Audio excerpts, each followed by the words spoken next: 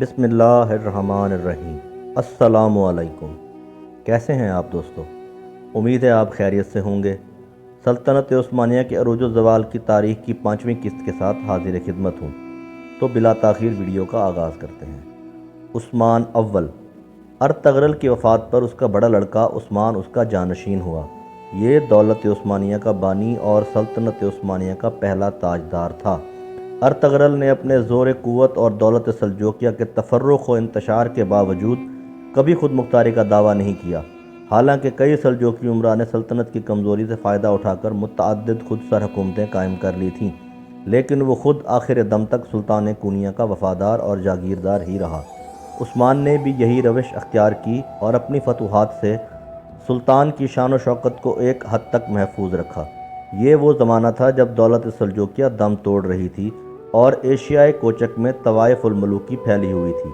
اس بنا پر اپنی فتوحات کا دائرہ وسیع کرنے کے لیے اس سے بہتر موقع عثمان کو نہیں مل سکتا تھا، لیکن اس نے اپنی توجہ زیادہ تر بازنطینی علاقوں کی طرف مبذول رکھی، جس کے مختلف اسباب تھے۔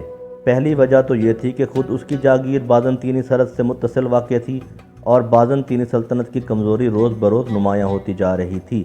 اس کمزوری اور شہنشاہ قسطنطنیہ کی ایک سیاسی غلطی کا نتیجہ یہ تھا کہ کوہ اولمپس کے دروں کی حفاظت نہ ہو سکی اور ترک بیتھینیا کے میدانوں میں داخل ہو گئے۔ شہنشاہ پلیبلوگس کے عہد تک ان دروں کی حفاظت اس علاقے کے ردیف کے سپرد تھی اور وہ لوگ اس خدمت کے معاوضہ میں ٹیکسوں سے بری تھے، لیکن اس کے بعد شہنشاہ نے اس رعایت کو منسوخ کر دیا اور دروں کی حفاظت اپنے ذمہ لے لی، نیز خراج کی رقم سختی سے وصول کرنی شروع کی۔ نتیجہ یہ ہوا کہ دروں کی حفاظت میں غفلت ہونے لگی اور جفاکش پہاڑی لوگ محض کسان ہو کر رہ گئے، جن میں نہ کوئی جوش باقی رہا اور نہ فوجی نظم و تعدیب۔ بازنطینی سلطنت، جو کسی زمانے میں دنیا کی عظیم ترین سلطنتوں میں شمار کی جاتی تھی، فرقہ وارانہ جنگوں اور انتہائی بدنظمیوں میں مبتلا تھی، جس کے باعث اس میں کسی طاقتور حریف کے مقابلے کی قوت باقی نہیں رہی تھی۔ ایشیائے کوچک میں اس کے سابق مقبوضات میں صرف چند شہر مثلاً بروسا، نائسا، نائکومیڈیا اور ان کے نواحی اضلاع باقی رہ گئے تھے، جو شمال مغرب میں واقع تھے۔ نیز باسفورس اور بحر مارمورا کی ساحلی خطے ابھی تک قسطنطنیہ کے زیر حکومت تھے۔ اناطولیہ کے بقیہ تمام علاقے جو کہ پہلے بازنطینی سلطنت میں داخل تھے، اس کے ہاتھوں سے نکل چکے تھے۔ عثمان کے لیے بازنطینی علاقوں کی طرف متوجہ ہونے کی دوسری وجہ اسلام کی تبلیغ تھی۔ تیسری وجہ بازنطینیوں سے برسر پیکار ہونے کی یہ تھی کہ عثمان کے لیے دوسری جانب قدم بڑھانے کی گنجائش نہ تھی۔ سلجوقی عمرا جنہوں نے خود سر حکومتیں قائم کر لی تھی، طاقت میں اس سے بڑے ہوئے تھے۔ کراجہ حصار۔ لیکن ان ترغیبات کی بنا پر یہ نتیجہ نکالنا صحیح نہ ہوگا کہ عثمان نے بااقتدار ہونے کے ساتھ ہی حملے شروع کر دیے۔ اس کی لڑائیاں ابتدا میں مدافعانہ تھیں۔ بازنطینی قلعہ دار دولت سلجوقیہ کی سرحدی علاقوں پر وقتاً فوقتاً حملہ آور ہوتے رہتے تھے۔ سلطان کونیا کے ایک نائب کی حیثیت سے عثمان کو ان حملہ آوروں سے مقابلے کے لیے آگے بڑھنا پڑا۔ پہلے ہی سال کراجہ حصار کا معرکہ پیش آیا۔ عثمان نے اس قلعے کو فتح کر کے بازنطینیوں کو آئندہ کے لیے متنبع کر دیا۔ سلطان علاؤ الدین نے کراجہ حصار اور اس کے گرد و پیش کے تمام اراضی جو عثمان نے بزور شمشیر حاصل کی تھی، اسے جاگیر میں دے دی، نیز بیگ کے خطاب سے سرفراز کر کے اسے اپنا سکہ جاری کرنے اور اپنا نام جمعہ کے خطبہ میں شامل کرنے کی اجازت بھی دے دی۔ اس طرح لقب کے علاوہ بادشاہی کے تمام امتیازات عثمان کو حاصل ہو گئے۔ استقلال۔ یہ کمی بھی چند سالوں کے بعد پوری ہو گئی، کیونکہ تاتاریوں نے ایشیائے کوچک پر حملہ کیا اور اس طرح جنگ میں سلطان علاؤ الدین مارا گیا۔ بعض روایتوں میں ہے کہ اس کا قاتل خود اس کا لڑکا غیاث الدین تھا، جس نے تخت کی سلطنت کی خاطر ایسا کیا۔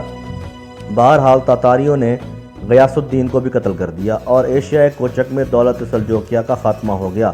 اب عثمان بالکل آزاد اور خود مختار تھا اور آئندہ اس نے تمام فتوحات ایک خود مختار فرما روا کی حیثیت سے حاصل کی۔ سلجوقی عمرا میں عثمان کا سب سے بڑا حریف امیر کرمانیہ تھا، چنانچہ ایشیائے کوچک کے ترکوں کی سرداری اور پورے ملک کی حکومت کے لیے فریقین کے درمیان عثمان کی زندگی ہی میں جنگ کا ایک طویل سلسلہ شروع ہو گیا تھا، جو اس کے متعدد جانشینوں کے عہد تک جاری رہا۔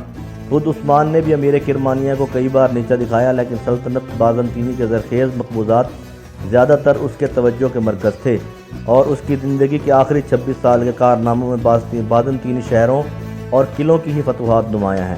عثمان کے کارنامے۔ تاہم عثمان کا مقصد زندگی صرف فتوحات حاصل کرنا اور گرد و پیش کی ریاستوں کو اپنا مطیع بنانا نہ تھا۔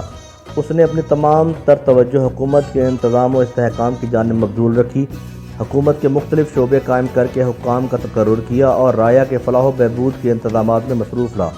لیکن دوسرے ترک سرداروں نے جو عثمان کی بڑھتی ہوئی قوت سے خائف تھے، اس کی خاموشی کو ذوف پر معمول کیا اور بازنطینی قلعہ داروں سے اتحاد کر کے اس کے مقبوضات پر حملہ آور ہوئے۔ اس طرح جنگ کا جو سلسلہ چھڑا وہ ابتدا میں عثمان کی طرف سے بالکل مدافعانہ تھا، لیکن ان حملہ آوروں کو بہت جلد اپنی غلطی کا احساس ہو گیا۔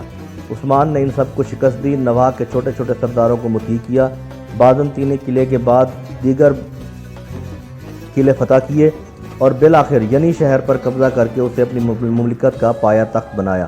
عثمان کو نائکو میڈیا سے متصل قیون حصار کے مقام پر پہلی بار شکست قسطنطنیہ کے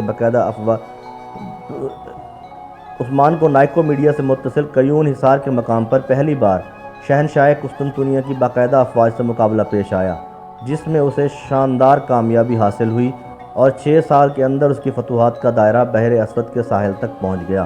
بازنطینی قلعے پے در پے مسخر ہوتے گئے اور بروسا، نائسا، نائکو میڈیا کے گرد فوجی چاکیوں کا ایک مضبوط حصار قائم ہو گیا۔ اس خطرے کو دور کرنے کی غرض سے بازنطینیوں نے تاتاریوں کو عثمانی مقبوضات پر حملہ کرنے کے لیے آمادہ کیا۔ عثمان نے اپنے لڑکے اور خان کو حملہ آوروں کے مقابلے میں بھیجا۔ تاتاریوں کو سخت شکست ہوئی اور بازنطینیوں کی امید کی یہ آخری کڑی بھی ٹوٹ گئی۔ فتح بروسا اور عثمان کی وفات۔ عثمان نے بروسا کا محاصرہ کیا، جو ایشیائے کوچک میں سلطنت بازنطینی کا ایک نہایت اہم شہر تھا۔ محاصرہ تقریباً 10 سال تک جاری رہا۔ بالآخر محاصرین عاجز آ کر ہتھیار ڈالنے پر رضامند ہوئے اور شہر کو خالی کر دیا۔ ترک فوج اور خان کی سرکردگی میں فاتحانہ طور پر بروسا میں داخل ہوئی۔ عثمان اس وقت سقوط میں بستر مرگ پر تھا، لیکن وفات سے قبل اور خان یہ خوشخبری لے کر اس کے پاس پہنچ گیا۔ عثمان نے اور خان کی ہمت و شجاعت کی داد دے کر اسے اپنا جانشین مقرر کیا اور بلا تفریق تمام رعایا کے ساتھ یکساں عدل و انصاف اور بھلائی کرنے کی وصیت کی۔